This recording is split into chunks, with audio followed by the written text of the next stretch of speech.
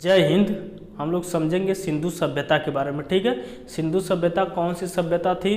ठीक, इसको आद्य ऐतिहासिक काल में रखा गया है कि प्राक ऐतिहासिक काल में रखा गया, इसको पहले हम लोग समझ लेते हैं, फिर उसके बाद हम लोग स्टार्ट करेंगे सिंधु सभ्यता। ठीक है, देखिए इतिहास में सबसे पहले हम लोग देखते हैं प्राक ऐतिहासिक काल। क्या देखते हैं? प्राक ऐतिहासिक काल। प्राक ऐतिहासिक काल उस काल को कहते हैं जिसमें कोई लिखित साक्ष्य नहीं है। जब लिखित साक्ष्य नहीं है तो उसको पढ़ा भी नहीं जा सकता, उसको प्राक ऐतिहासिक काल में रख देते हैं। ठीक है, हम लोग देखते हैं आद्य ऐतिहासिक काल। देखिए आद्य ऐतिहासिक काल उस काल को कहते हैं जिसमें मानव ने लिखा तो है लेकिन उसको पढ़ने में आज तक कोई सफलता नहीं पाई है। तो हम लोग आद्य ऐतिहासिक काल में किसको रख सकते हैं? सिंधु सभ्यता को रख सकते हैं। ठीक है, सिंधु सभ्यता के जो लोग निवास करते थे सिंधु सभ्यता में, वह लोग लेख तो लिखते थे पत्रों पे, लेकिन आज तक किसी ने उसको पढ़ने में सफल नहीं हुआ है। ठीक है, हम भी एक बार पढ़ने गए थे, नहीं पढ़ पाए थे। ठीक है, कोई नहीं पढ़ पाया। सिंधु सभ्यता में जो लेख वगैरह लिखा था उसको पढ़ने में कोई सफलता नहीं पाया, इसलिए इसको आद्य ऐतिहासिक काल में रखा गया। आप सीधे सीधे याद रखिएगा आद्य ऐतिहासिक काल किसको कहते हैं।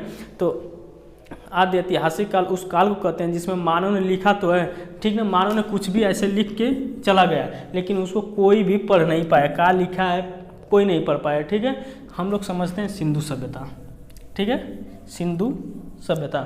देखिए सिंधु सभ्यता को हम कहते हैं हड़प्पा सभ्यता। कई लोग येहू में कन्फ्यूजन रहते हैं, तो ना रे भैया इसमें कन्फ्यूजन मत रहना। ठीक है, सिंधु सभ्यता को ही हड़प्पा सभ्यता कहते हैं, इसमें कोई कन्फ्यूजन मत होना। क्यों कहते हैं आगे हम बताएंगे। देखिए सिंधु सभ्यता, ठीक है, को हड़प्पा सभ्यता इसलिए कहते हैं क्योंकि सिंधु सभ्यता में खोजा गया सबसे पहला स्थल यही था, हड़प्पा सभ्यता, इसलिए इसको हड़प्पा सभ्यता भी कहते हैं। ठीक है, अब समझते हैं सिंधु सभ्यता। देखिए सिंधु सभ्यता जो थी जो विस्तृत थी, ठीक है, सिंधु सभ्यता जिन क्षेत्रों में विस्तृत थी, ठीक ना, वहाँ पे एक आदमी टहलने गया था जिसका नाम था चार्ल्स मेसन। चार्ल्स मेसन उस क्षेत्र में टहल रहा था तो उसके हाथ में कुछ अवशेष लगे होंगे। उस अवशेष के आधार पर चार्ल्स मेसन ने सिंधु सभ्यता की जानकारी दी। तो क्वेश्चन पूछेगा कि सिंधु सभ्यता की जानकारी सबसे पहले किसने दी थी? तो चार्ल्स मेसन ने। याद रखिएगा जानकारी किसने दी थी? तो चार्ल्स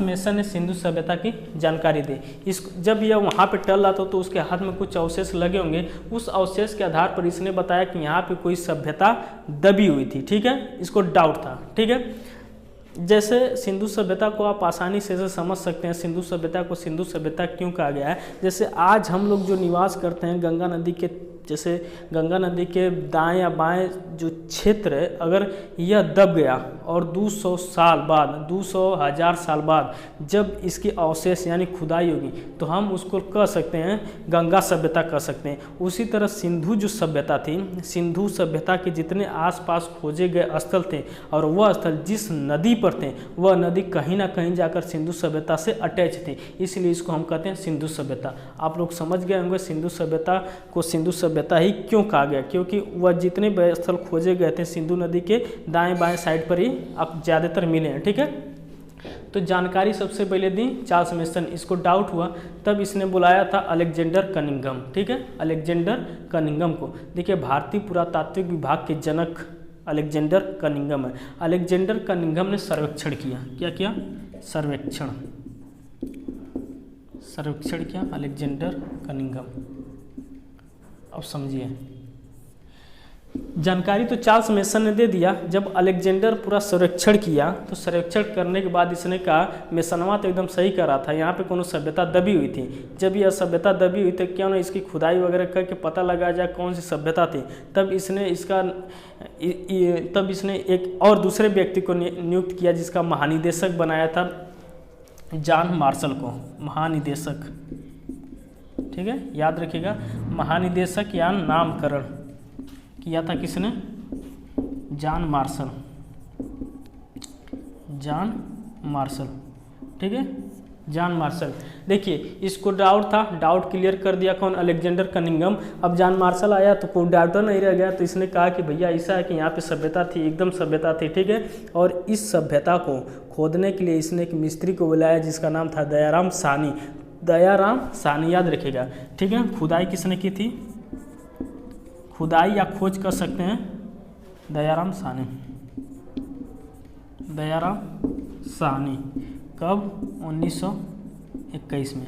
ठीक है, दयाराम साहनी 1921 में। देखिए सबसे पहले सिंधु सभ्यता की जानकारी पूछेगा तो चार्ल्स मेसन ने, आप इस क्वेश्चन को याद करिए। सबसे पहले जो सिंधु सभ्यता विस्तृत थी वहाँ पे टहल रहा था कौन? Charles mason. इसने कुछ अवशेषों के आधार पर क्या दिया? जानकारी दी, सिंधु सभ्यता की जानकारी दी चार्ल्स मेसन ने। ठीक है, लेकिन सर्वेक्षण करके पता लगाया था अलेक्जेंडर कनिंघम, और अलेक्जेंडर कनिंघम को भारतीय पुरातात्विक विभाग का जनक कहा जाता है। लेकिन भारतीय पुरातात्विक का नींव जो पड़ा था वो लॉर्ड कर्जन के समय पड़ा था। इस क्वेश्चन को भी याद रखिएगा। ठीक है, पूछता है। और महानिदेशक यानी नामकरण देने वाले नियुक्त किए थे कौन? Alexander Cunningham. किसको? जॉन मार्शल ने। और जॉन मार्शल ने खुदाई करने के लिए बुलाया था दयाराम साहनी को। किसको बुलाया था? दयाराम साहनी को। दयाराम साहनी जब आए थे तो इन्होंने सबसे पहले सिंधु सभ्यता में किस स्थल की खुदाई की थी? तो सबसे पहले हड़प्पा की खुदाई की थी। अब हम लोग देख लेते हैं पहले सिंधु सभ्यता किन क्षेत्रों में विस्तृत थी, और उसके बाद एक एक करके, ठीक है, एक एक स्थल को हम लोग पढ़ेंगे। कौन सा स्थल किस राज्य में है, किस नदी पर है, कौन सी वस्तु से प्राप्त हुई है, जो परीक्षा में पूछा जाता है। देखिए सिंधु सभ्यता को हड़प्पा सभ्यता कहते हैं। क्यों? आप लोग समझ गए होंगे कि सबसे पहले सिंधु सभ्यता में खोजा गया हड़प्पा सभ्यता था। देखिए सिंधु सभ्यता जो विस्तृत थी, ठीक है, सिंधु सभ्यता जो विस्तृत थी इसका सबसे पश्चिमी स्थल था सूतका गेंडोर। क्या था? यहाँ पे लिखते हैं सूतका गेंडोर। सूतका गेंडोर जो था, ठीक है, सूतका गेंडोर जो था दास्क नदी पर था। कौन सा? दास्क नदी। ठीक है, दास्क नदी। और यह कहाँ था? तो बलूचिस्तान। बलूचिस्तान कहाँ पे था भैया? बलूचिस्तान।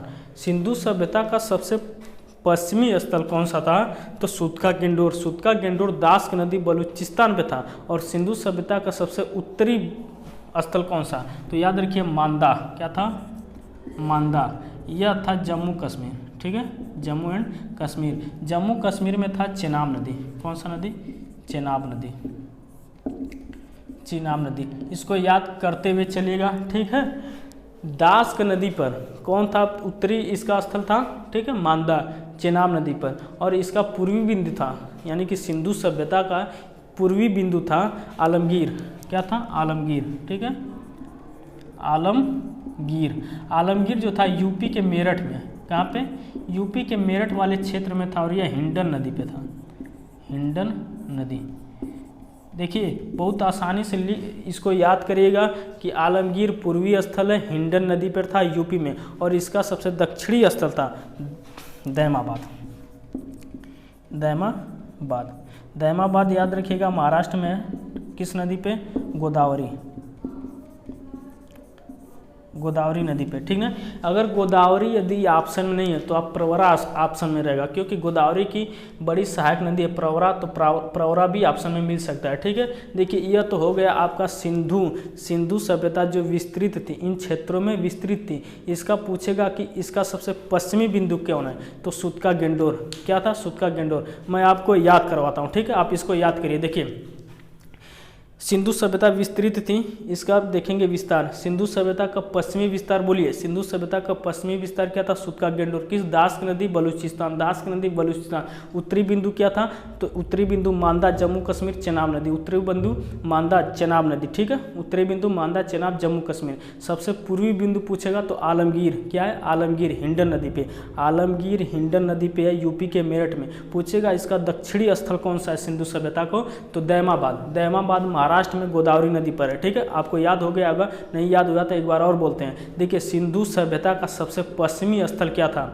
तो सूतका गेंडोर, दास्क नदी। उत्तर में जाएंगे तो मांदा, जम्मू कश्मीर, चेनाब। पूर्व में जाएंगे तो पूर्व में आलमगीर, हिंडन नदी। दक्षिण में दैमाबाद। बोलिए ऐसे, इधर कौन सा है? इधर आप बोलिए, इधर, इधर, इधर। ऐसे ऐसे आप याद कर सकते हैं। देखिए सिंधु सभ्यता जो थी वह 13 लाख वर्ग किलोमीटर के क्षेत्र में विस्तृत थी। कितने? 13 लाख वर्ग किलोमीटर के क्षेत्र में विस्तृत थी सिंधु सभ्यता। लेकिन इसकी आकृति देखेंगे, यह इसकी आकृति जो थी त्रिभुजाकार थी। क्या थी? त्रिभुजाकार। कार, इसको भी याद रखिएगा। सिंधु सभ्यता पूछेगा, सिंधु सभ्यता जो विस्तृत थी उसकी आकृति कैसी थी, तो त्रिभुजाकार थी। ठीक है, अब हम लोग देखते हैं सिंधु सभ्यता। ठीक है, सिंधु सभ्यता की मुख्य फसल कौन सी थी, तो भी याद रखिएगा, गेहूं और जौ थी। क्या थी, गेहूं एंड जौ। एक क्वेश्चन याद रखिएगा, सिंधु सभ्यता की मुख्य फसल गेहूं और जौ थी। देखिए एक सभ्यता थी या एक अभिलेख कर सकते हैं, मेसोपोटामिया अभिलेख। क्वेश्चन ये पूछा हुआ है कि मेसोपोटामिया अभिलेख में सिंधु सभ्यता को किस नाम से वर्णित किया गया है, तो मेलुआ नाम से। कौन सा, मेलुआ, मेलुआ। ठीक है, यह क्वेश्चन जो नहीं पढ़ा था, ठीक ना, मेलुआ देखने के बाद मिल गया होगा। ठीक है, क्योंकि सिंधु सभ्यता को मेसोपोटामिया अभिलेख में मेलुआ नाम से वर्णित किया गया, यह क्वेश्चन एग्जाम में पूछ लिया था। ठीक, तो इसको याद रखिएगा कि मेलुआ नाम से वर्णित किया गया मेसोपोटामिया सभ्यता में सिंधु सभ्यता को। ठीक है, अब हम लोग देखेंगे सिंधु सभ्यता में कौन कौन से स्थल प्राप्त हुए। देखिए जब सिंधु सभ्यता 2400 से लेकर 1700 के बीच में जब सिंधु सभ्यता चल रही थी, अर्थात जब इसका विनाश हो गया, तब से लेकर, ठीक है, आज़ादी के बाद यानी 1947 के बाद अब तक सिंधु सभ्यता में कुल 1500 स्थलों की खोज हो चुकी है। कितने, 1500 स्थलों की खोज हो चुकी है। लेकिन आज़ादी से पहले जो स्थल खोजे गए थे उसमें लगभग 7 स्थल ऐसे थे जो बार बार पेपर में पूछा जाता है, और यह जो 7 स्थल थे वेरी इंपॉर्टेंट है। कौन कौन से थे, तो पहला आपका था हड़प्पा, मोहनजोदड़ो, फिर उसके बाद आपका चंदहुदड़ो, फिर धौलावीरा। ठीक, धौलावीरा के बाद आपका लोथल, कालीबंगा, और उसके बाद है आपका बनवाली। तो यह 7 स्थल जो है वेरी इंपॉर्टेंट है। तो एक एक स्थल के बारे में हम लोग समझेंगे। देखिए आपको बताएं कि सिंधु सभ्यता में याद हो गया होगा कि सिंधु सभ्यता में खोजा गया सबसे पहला स्थल क्या था, बता रहे भैया, सिंधु सभ्यता में खोजा गया सबसे पहले स्थल था हड़प्पा।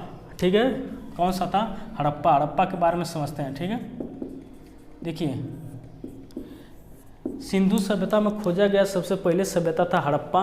हड़प्पा जो है पाकिस्तान के, ठीक है, मोंटगोमरी जिला। पूछेगा कहाँ है, तो मोंटगोमरी जिला, मोंटगोमरी जिला में है। ठीक, किस नदी पे है, तो रावी नदी। ठीक है, कहाँ पे है, तो पाकिस्तान। पाकिस्तान का नाम कहाँ लिखें बोर्ड पे, ठीक है, पाकिस्तान बस याद रखिएगा। ठीक है, चला बोर्ड पे लिखने लायक नहीं है पाकिस्तान। ठीक है, मोंटगोमरी जिला रावी नदी पे, कहाँ पे, पाकिस्तान पे।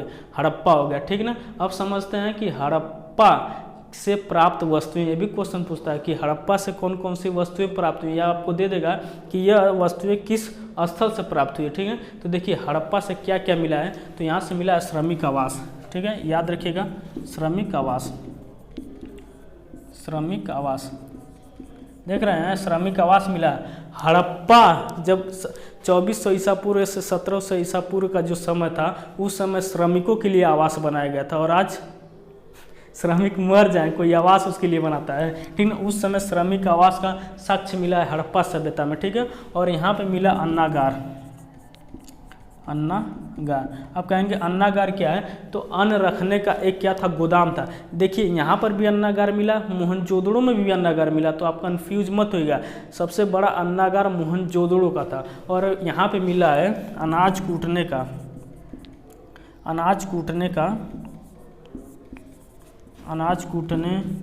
का वृत्ताकार चबूतरा। ठीक है, चबूतरा, अनाज कूटने का वृत्ताकार चबूतरा कहाँ से मिला है, तो हड़प्पा सभ्यता से मिला है। और यहीं से मिला मातृदेवी की मूर्ति। मातृदेवी पूछेगा कि मातृदेवी की मूर्ति किस स्थल से प्राप्त हुआ है, तो हड़प्पा से। ठीक है, मातृदेवी की मूर्ति। और यहाँ से मिला हाथी की खोपड़ी। आप इसको लिख लीजिए, चाहे याद है तो और अच्छी बात है। हाथी की खोपड़ी और एक सींग वाला जानवर। ठीक है, एक सींग वाला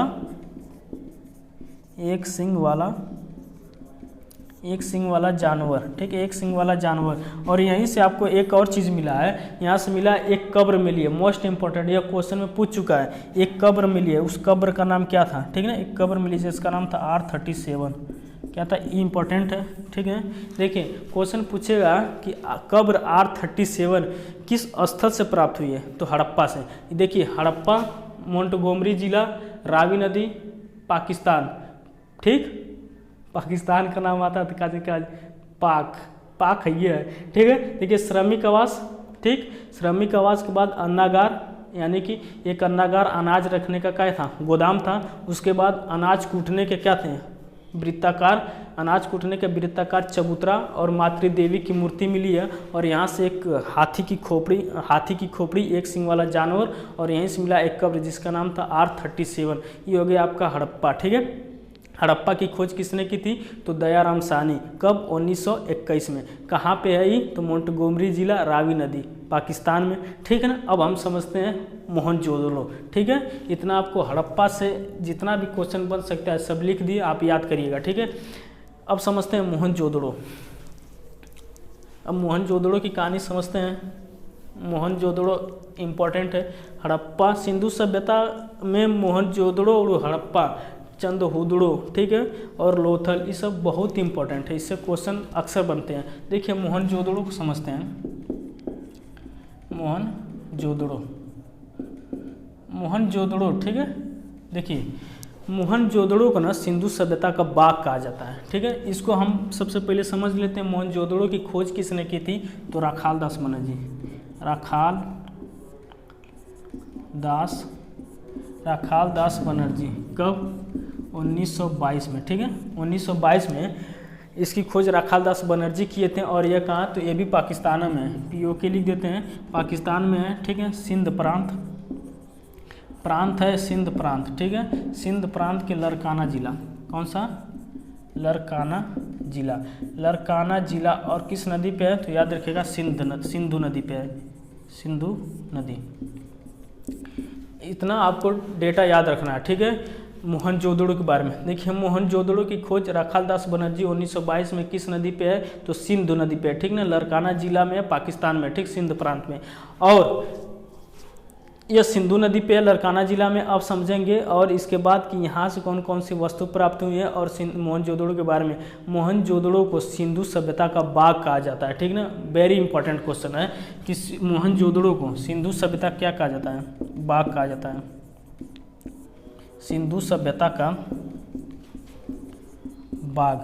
क्वेश्चन आपसे पूछ लेगा कि सिंधु सभ्यता का बाग किसे कहते हैं, तो मोहनजोदड़ो को, ठीक है। मोहनजोदड़ो को सिंधु सभ्यता का बाग कहते हैं। देखिए मोहनजोदड़ो में ना किसी कब्र का उल्लेख नहीं है, ठीक है। कब्र का उल्लेख था आपका हड़प्पा सभ्यता में। यहाँ पे मोहनजोदड़ो को समझते हैं। मोहनजोदड़ो में ना कुल मानव की 21 कंकाल मिली है। और यह कंकाल जो था ऐसे एक पे एक तहरिया के, पूरा एकदम तहरिया के खूब लगी हुई थी। इसलिए मानव के कंकाल मिलने के कारण कब्र का उल्लेख नहीं है, खाली कंकाल मिले थे एक पे एक तहरिया के, इसलिए इसको कहते हैं मृतकों का टीला, ठीक है। भूतों का टीला, प्रेतों का टीला, किसको कहते हैं, इसी को याद रखिएगा, मृतकों का टीला, मृतकों का टीला, ठीक। मृतकों का टीला किसको कहते हैं, मोहनजोदड़ो को, ठीक है। अब समझते हैं मोहनजोदड़ो से कौन कौन सी वस्तु प्राप्त हैं, उसको हम लोग देखेंगे, ठीक है। इतना आपको याद होगा। राखाल दास बनर्जी ने इसकी खोज की थी, सिंध प्रांत, लरकाना जिला, सिंधु नदी पे, ठीक है। अब इससे हम समझते हैं कौन कौन सी वस्तु प्राप्त है, ठीक है। देखिए मोहनजोदड़ो से कौन कौन सी वस्तु प्राप्त है, इसको याद कर लेंगे तो आपका हड़प्पा और मोहनजोदड़ो से जितना भी क्वेश्चन बनेगा आप कर लेंगे, ठीक है। देखिए यहाँ से मिला है मोहनजोदड़ो से मिला है, ठीक। मोहनजोदड़ो से मिला स्नानागार। अब कहेंगे मास्टर साहब स्नानागार का है, तो स्नानागार जो है स्विमिंग पूल है। आज के समय मॉडर्न ज़माने में स्विमिंग पूल बोलते हैं इसको, ठीक है। बताइए उस समय इतने साल पहले, ठीक ना, सिंधु सभ्यता में स्विमिंग पूल बनाए थे, ठीक है, नहाने के लिए, स्नानागार। और फिर इसके बाद मिला अन्नागार, ठीक है। आपको बताया था कि अन्नागार जो था अनाज रखने का एक गोदाम था। और यह अन्नागार, ठीक ना, अन्नागार मोहनजोदड़ो का सबसे बड़ा था, ठीक है। अन्नागार जो है हड़प्पा में भी मिला था, लेकिन क्वेश्चन पूछेगा कि सबसे बड़ा अन्नागार किस स्थल से प्राप्त है, तो लगाइएगा ट्रिक मोहनजोदड़ो से, ठीक है। अब यहाँ पे मिला है पुरोहित आवास। कहेंगे पुरोहित आवास क्या है, तो भैया पुरोहित आवास जो पुजारी लोग पूजा करते थे, तो पूजा करने के बाद जाके बैठते थे पुरोहित आवास। यहाँ से मिली है चौड़ी सड़कें, चौड़ी चौड़ी सड़कें, ठीक ना, बताइए चौड़ी चौड़ी, कितना चौड़ी चौड़ी सड़कें मिली है। और आज के समय चौड़ी, हमको तो लगता है आज जब ये सब दबेगा ना, गंगा नदी के क्षेत्र में जब दबेगा ना, तो चौड़ी सड़कें नहीं मिलेंगी। कोई पता नहीं कि आदमी सब सड़कें नहीं देना चाहते हैं, ठीक है। चौड़ी, फिर उसके बाद मिला पशुपति शिव की मूर्ति, पशुपति शिव की मूर्ति। ये सब मिला है कहाँ से? मोहनजोदड़ो से।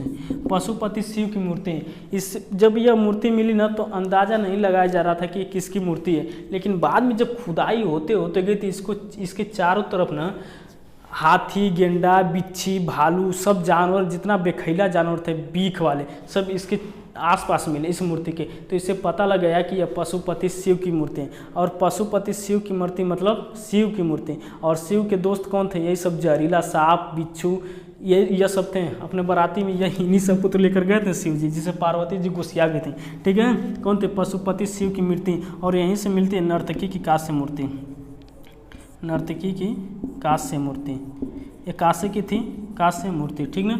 और यहाँ से मिला सभागार, क्या मिला है? सभागार। कहेंगे सभागार का है, तो सभागार हुआ था जिसमें लोग कोई समस्या होती थी तो बैठक होता था, कहाँ पे? सभागार में, ठीक है। इस तरह हम लोगों ने देखा था हड़प्पा सभ्यता, मोहनजोदड़ो, ठीक है। तो यह सिंधु सभ्यता का दो प्रमुख स्थल हैं, हड़प्पा सभ्यता, मोहनजोदड़ो। अब 5 स्थल और वेरी इंपॉर्टेंट है, चंदहुदड़ो, धौलावीरा, लोथल, कालीबंगा और बनवाली, ठीक ना। उससे जो स्थल, मतलब उन स्थलों से जो मिला है किस नदी पर, उसको हम लोग याद करेंगे, ठीक है। वीडियो लंबा हो जाएगा, अब यहीं तक रहने देते हैं। अगले नेक्स्ट वीडियो में जितने भी स्थल उसको हम लोग देख लेंगे, ठीक है। कहिए तो एक बार रिकॉल कर देते हैं, आपको याद हो जाएगा। सुनिए एक बार पूरा सुनाते हैं, ठीक ना, रिकॉल हो जाएगा। देखिए आपको बताते हैं सिंधु सभ्यता की सबसे पहले जानकारी कौन दिया था? Charles mason. घूम रहा था, उसके हाथ में अवशेष पड़ गए, तो उसने कहा कि यहाँ पे कोनो क्या सभ्यता है, तो बुलाया किसको? बुलाया अलेक्जेंडर कनिंघमवा। पूरा घूमने के बाद कहा मेसनवा एकदम सही कह रहा था, चार्ल्स मेसन एकदम सही कह रहा था, ठीक ना। अब उसके बाद उसने बुलाया किसको? नामकरण देने के लिए महानिदेशक नियुक्त कर दिया, किसको? जॉन मार्शल को। जॉन मार्शल को क्या नियुक्त किया गया था? महानिदेशक। और यह जॉन मार्शल खोदने के लिए, ठीक ना, बुलाया था दयाराम साहनी को। तो दयाराम साहनी यानी सिंधु सभ्यता की खोज किसने की थी? सिंधु सभ्यता या हड़प्पा सभ्यता, बतिया एक समझ लीजिए भैया, ठीक है। सिंधु सभ्यता की खोज किसने की थी? दयाराम साहनी। 1921 में। किस नदी पे है? तो हड़प्पा जो है रावी नदी, मोंटगोमरी जिला, ठीक है। अब समझते हैं सिंधु सभ्यता का क्या था? विस्तार था। सिंधु सभ्यता का पश्चिमी विस्तार। अब बोलिए सिंधु सभ्यता कहाँ था? बलूचिस्तान में कौन सा स्थान है? यहाँ पे जम्मू कश्मीर में कौन सा स्थान है? इधर यूपी मेरठ में कौन सा स्थान है? महाराष्ट्र में कौन सा स्थान है? अपने से बोलिए, ठीक है, याद हो जाएगा। सिंधु सभ्यता कैसी थी? त्रिभुजाकार थी। मुख्य फसल गेहूँ, जौ। सिंधु सभ्यता के लोग मिठास के लिए शहद का प्रयोग करते थे, इसको भी याद रखिएगा, ठीक ना। इनकी माप की इकाई थी 16, इंपॉर्टेंट क्या थी? 16 के गुणज में थी। सिंधु सभ्यता के माप की इकाई जो थी 16 के गुणज में। कौनो चीज़ ही नापते थे ना, तो 1 किलो 2 किलो उनके पास कुछ था ही नहीं, सीधे 16 किलो लेना है तो 16 किलो लो, नहीं तो मत लो, ठीक है। 16 किलो के गुणज में इनका क्या था? अनुपात था। बटखरा 16 किलो का था, ठीक है। अब देखते हैं हड़प्पा के बाद देखें मोहनजोदड़ो। मोहनजोदड़ो की खोज। हड़प्पा सभ्यता से प्राप्त वस्तुएं क्या क्या थी? तो हड़प्पा सभ्यता से मिला था आपका श्रमिक आवास, अन्नागार, ठीक है, यानी कि बड़ा सा अनाज रखने का क्या था? गोदाम था। यहाँ से मिला वृत्ताकार अनाज कूटने के वृत्ताकार चबूतरे और मातृ देवी की मूर्ति और एक सिंग वाला जानवर, हाथी की खोपड़ी और एक कब्र मिली है हड़प्पा से जिसका नाम था R37। उसके बाद हम लोगों ने देखा था मोहनजोदड़ो। मोहनजोदड़ो की खोज राखालदास बनर्जी ने की थी, ठीक। किसने किया था? याद रखिएगा, मोहनजोदड़ो की खोज राखालदास बनर्जी ने की थी।